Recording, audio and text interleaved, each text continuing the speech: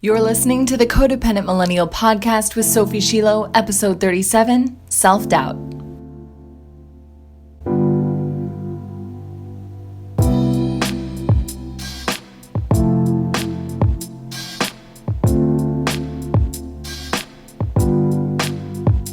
My loves, before we dive into self-doubt and how to get past it, I want to ask you to please take a moment and write a quick review for the podcast. It would mean the world to me if you've been listening and you feel that this podcast is serving you, if you would take a minute to express that in a review. When you do leave a review, please send me a DM on Instagram at Codependent Millennial because I really want to thank you personally. That's extremely important to me. Thank you so much. Today we're addressing self-doubt. I want to explore with you the ways in which self-doubt holds us back, what's waiting for us just past our self-doubt, and how to move forward in your life even if self-doubt is still a strong part of your inner world and your inner dialogue. First, some context, some codependency context. As recovering codependents, many of us still have a strong attachment to approval, instruction, and permission from others.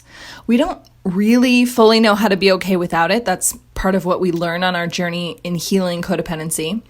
We want to be assured that something will turn out the way we want to before we pursue it. We want the guarantee of success ahead of time so that we don't actually have to experience risk or vulnerability.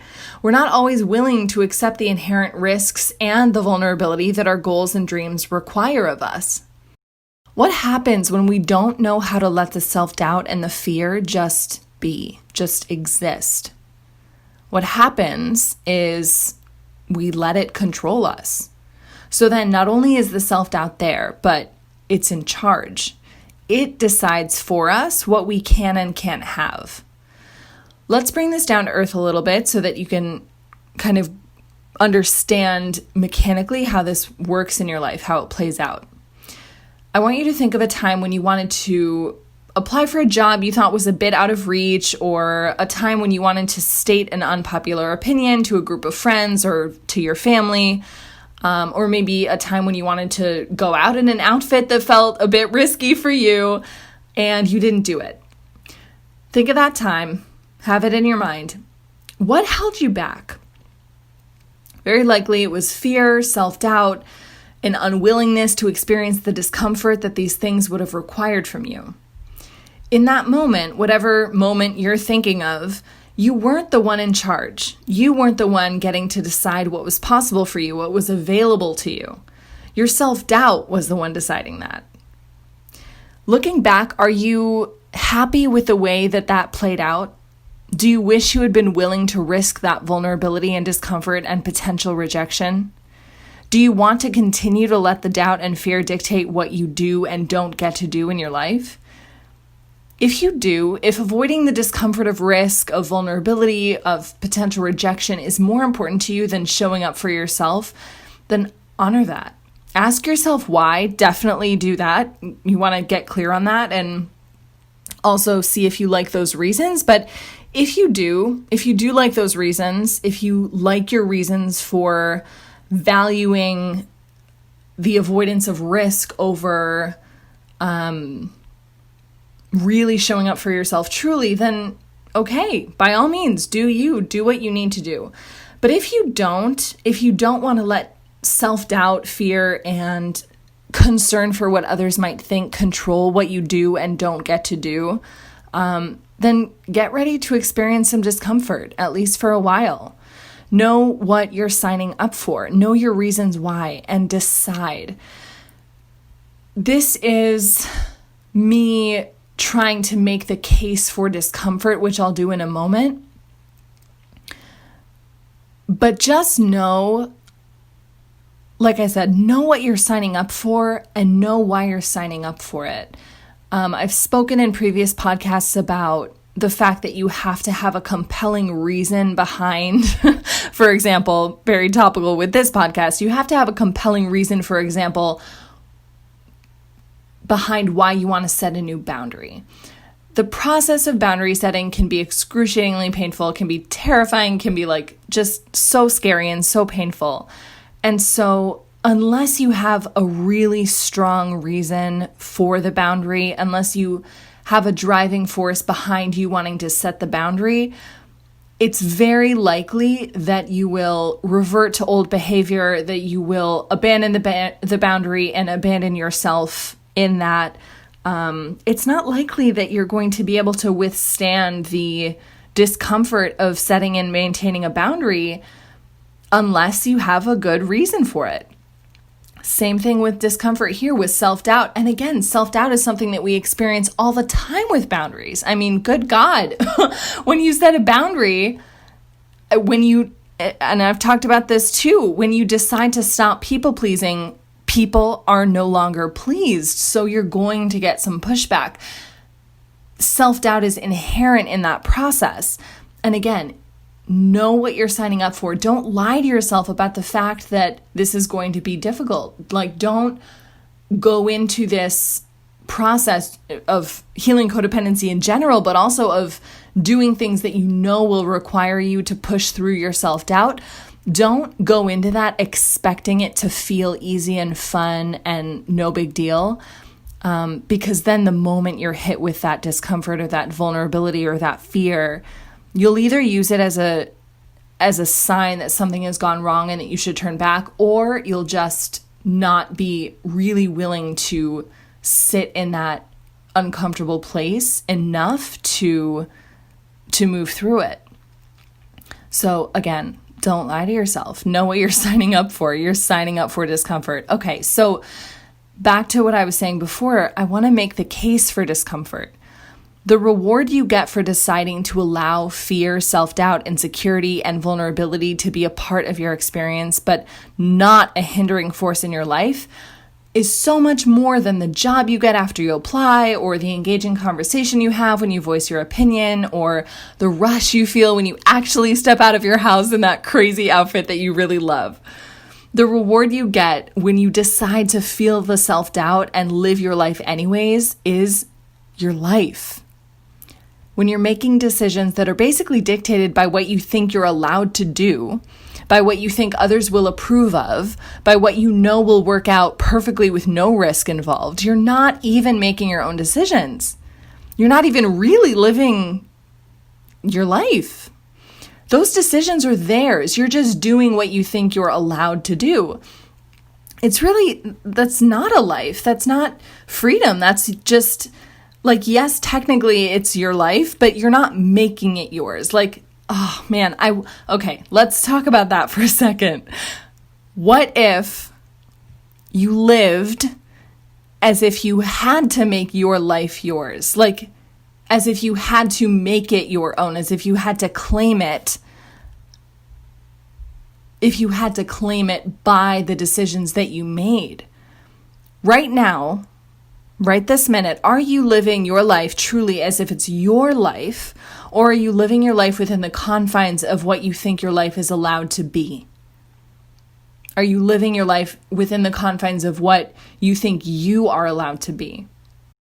You can ask this question in so many different ways, and I really want to encourage you to do that. Like, this is January, it's early January, it's reflection time. People are just journaling left and right. So I'm going to give you some more journaling prompts. Ask yourself, right now, am I living my life within the confines of what I think my life is allowed to be? Am I allowing myself to want things that I truly want, or am I only really focusing on desires that I know actually belong to other people in my life? People whose opinions I care about, people who I want to please for whatever reason. Oh man, that's an interesting one.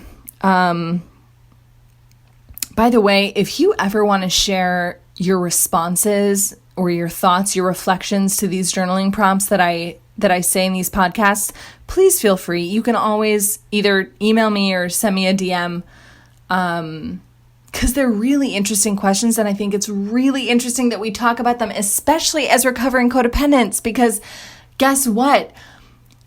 When my life opened up, when my life started to blossom, when I actually started living, was when I finally decided to just open up the door in my mind a tiny little bit to the possibility that I deserved to enjoy living my life, Okay?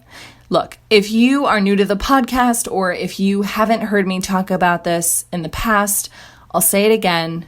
And I will never stop talking about this because it was the transformational shift in my life. It was the pivotal moment in my life. There was a line in the sand that I had to draw and step over and walk over where I said, I am willing to entertain the possibility that I deserve to be happy. There was my life before that conscious decision, and there was my life after.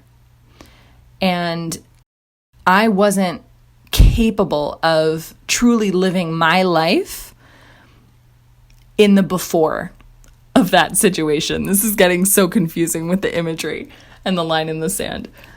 But until I was willing to even just open up to the possibility that I deserved to enjoy my life and therefore open up to, okay, well, what do I really want? What am I really here for?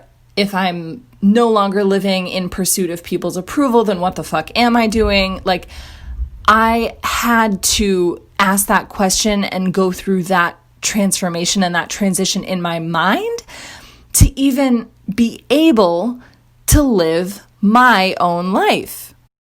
Where are you in that journey for yourself? Have you decided that you deserve to enjoy your life? Have you decided that you deserve to live your own life, to enjoy it, to want the things you want? Have you decided that you're allowed to release attachment to desires that aren't even yours? That you're holding on to because you think that someone else wants you to hold on to them? Just a lot of interesting things to think about. If you're doing anything that will expand you, you can't have this guarantee that we talked about earlier, this guarantee of everything working out exactly the way you think you want it to. Like, if you're doing anything worthwhile, you just can't. And that's perfect. That's part of the process. You going through that and being in that liminal space is going to transform you in ways that will serve you forever. And by the way, that transformation will serve you in ways that you can't even anticipate yet. Don't even start with this like, well, I need to know how it's going to benefit me before I take that risk. No, you don't get to know that. You don't get to know how it's going to affect you. You just have to take the leap sometimes, you guys. This is just, oh my God, I love life sometimes. This is part of the magic of it, is you're given the opportunity, just by virtue of being alive, you're given the opportunity to live and to take such bold action and risks and to really step out there. And you don't get to know how it ends, and you don't get to know the rewards that are waiting for you on the other side. That's not part of the equation. You don't get to know that. The transformation comes when you acknowledge your desires, you tap in, you tune in with yourself, you listen to where you're being called to go, to what you're being driven towards, and you go and you see what's waiting there for you. Because guess what? You don't have desires that aren't a part of your path. You don't have desires that aren't pulling you forward to who you're meant to be on this earth. And you don't get to know the whole path before it happens. And that's perfect. Again, and that's perfect. Avoiding this process, avoiding the risk that's associated with you living your life fully is self-sabotage. So if it's not security and the external validation and the instruction and permission, if it's not all that external stuff that you think that you need, what do you really need when you're experiencing self-doubt? I think the only thing you need is literally just the skill of allowing an emotion, which I say just, but it's a GD superpower, you guys. My God, allowing an emotion. It's just badass. Go back and listen to episodes 29 and 11 for more information about how to really allow and process challenging emotions. But really, truly, I believe that's all you need. Is that skill, the skill of allowing and processing emotions and the willingness to use that skill. I also want to remind you, my love, there are racist, white supremacist, anti-Semitic, transphobic, misogynist assholes running the country. Go live your life. Look at the thoughts in your mind that are making you doubt yourself and laugh at them. Rewrite them, turn them into affirmations and reminders of your strength. Stare at them in the face and be brave in spite of those thoughts, in spite of all the stories and messages in your mind that would seek to freeze you with fear. The world needs you to be able to allow your feelings of doubt, insecurity, worry, to allow these feelings and to act anyways. What do you want to do? What do you imagine you could do if you weren't held back by doubt and fear? I really want to encourage you to do those things. Because guess what? You don't need to eliminate doubt and fear in order to go and do them. I want to encourage you to deal with whatever is in your way, to deal with those thoughts in ways that I've talked about before on this podcast. Tons of episodes about this, but episode 18 about self-sabotage will really, really help you with this. No one else gets to decide what your life looks like. No fearful thoughts and doubtful thoughts in your mind get to decide what your life looks like unless you decide that they do. It's really true. You can decide not to take full ownership over your life. Lots of people make that decision. Lots of people make that decision until they just can't anymore. We all have our breaking points, like what I talked about before with the line in the sand. Like, we all have our breaking points when we finally decide to step into our lives for real. If now is that time for you, God bless you. You've got this. You really, really, really do. If you're ready to drop the self-doubt or at least learn how to process it so that you don't have to be living at the effect of your insecurities anymore, come join me. This is what I do all day, every day with my amazing clients, and I would love to talk with you because you deserve to know what's possible for you when you aren't held back by your self-doubt and your fear. I'm extremely intentional about the clients that I work with, so you can fill out the application and schedule a free call with me so that we can talk about your life, about your specific goals, and about your own codependency healing journey. To apply and to schedule your free call with me, just click the link in the description of this episode or visit codependentmillennial.com/work with me. I'll talk to you soon, and I hope you have a beautiful, powerful, transformational week.